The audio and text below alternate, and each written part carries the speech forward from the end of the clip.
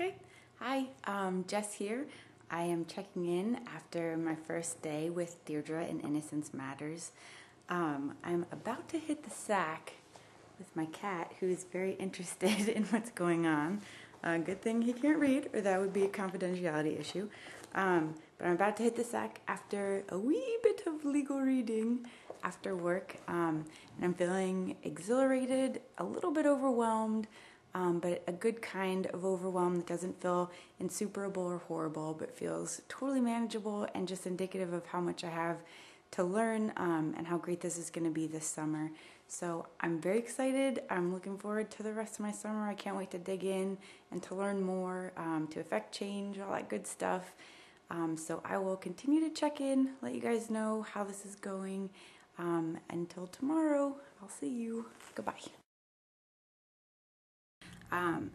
I feel a little bit more like I have a grasp on what exactly happened in the case, and the case's incidents, and that's good because I want to know as much as I possibly can before we start interviewing witnesses, which sounds very daunting right now because I want to make sure I have all the information in my head so that I know exactly what questions to ask.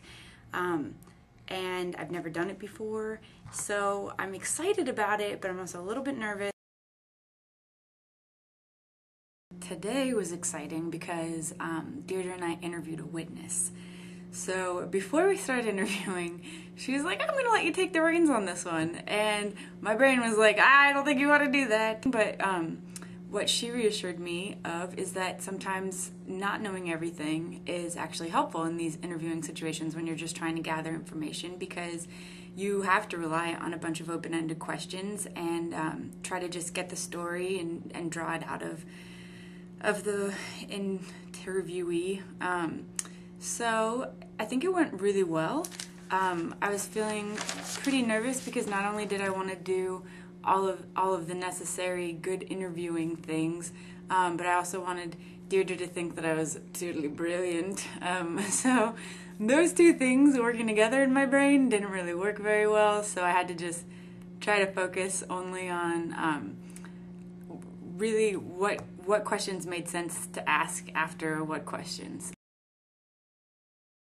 Deirdre called on the way out of the office, which was really nice because I think she could tell I was very nervous, just to talk over how the interview went. And she was a really great teacher because she sandwiched it. So she was like, here's what you did great, and here's what you did that was kind of stinky, and then here's what you did great again.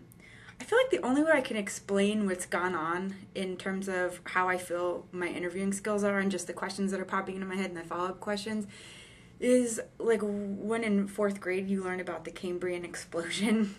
And I just feel like there are like a kabillion new things in my head right now, and new skills and new ways to think about things, and it's like in such a short amount of time, because it's been at that point had been not even a week, but just listening to Deirdre do it and the way she kind of threw me in, but not without any sort of life jacket, like always being around, really, like, it is the way to learn. It is totally the way to learn. I am now a lifelong proponent of actively doing clinic work and stuff like that, because I really learned more. I had an interviewing, negotiation, and skills class. I don't remember anything, but I remember pretty much like every second of what's happened in the last week.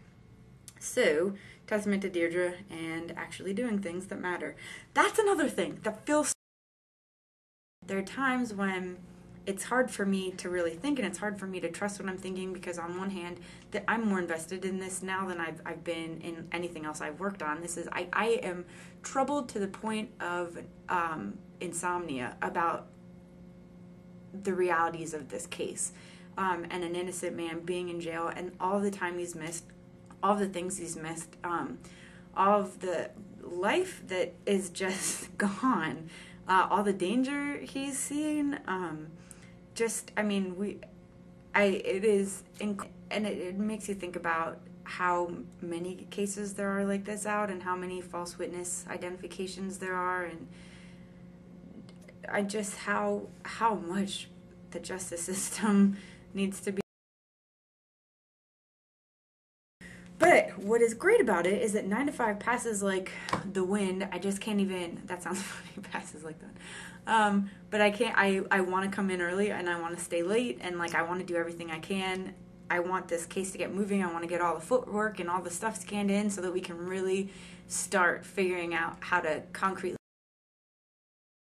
Oh, yesterday we went to the crime scene, and then went from the crime scene to a bunch of different locations and tried to measure the time and see if what was going on in the transcripts and stuff was actually accurate, because there are times that, and distances also, that are in the transcripts that do not correspond with Google Maps or MapQuest or actual real life experience of being in a car. So that was really interesting. And we were driving around, and there were like 4 instances where I was like, buck up, Jess, buck up! Because I was starting to get really nervous. Like, we are going to a place where a shooting happened. And I mean, it did happen a lot. And then I kind of feel like I'm in an episode of CSI, which I've never even really watched. I just know enough to make fun of ripping off glasses and saying cheesy things. I learned how to write an affidavit, and I learned how to write investigation notes and summary reports of interviews with people. So those were both awesome learning points. And then they go and pull these files from, years and years ago, 15 years ago, 18 years ago, and they pull them down, and they're originals, and they put them on a table, and you get to look through them. That's just cool. That's just cool. So moving on to the zenith of my experience here, another tie. And that would be, first, that we spent 2 days in Georgia for the Troy Davis evidentiary hearing. Amazing.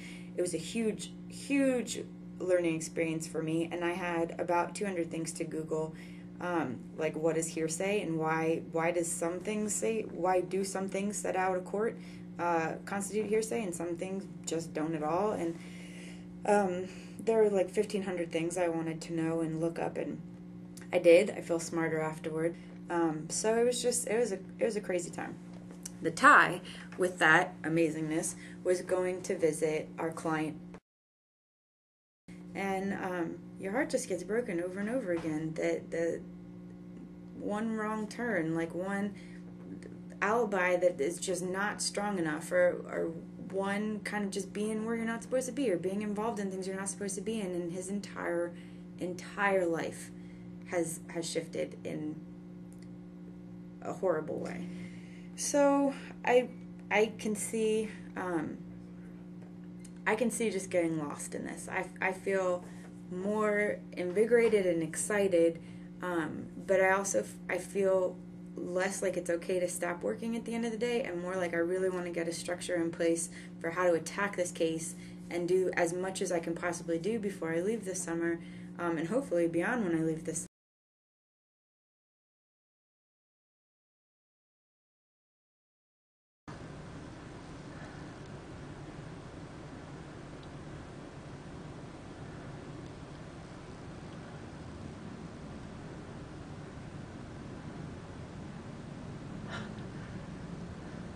Yeah.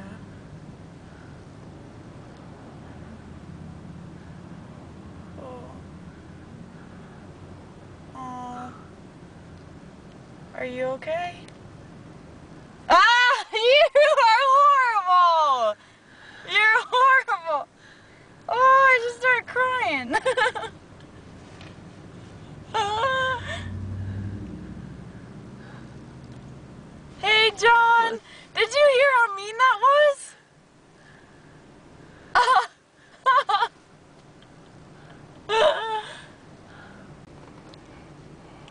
Yay! That is so great! Oh man! Oh my god, my heart was pounding. I was like, oh, that really stinks. I was a dupe. But nope.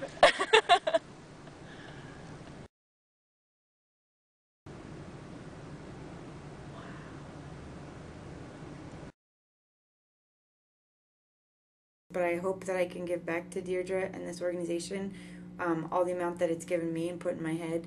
So, yeah, moving forward, I'm excited.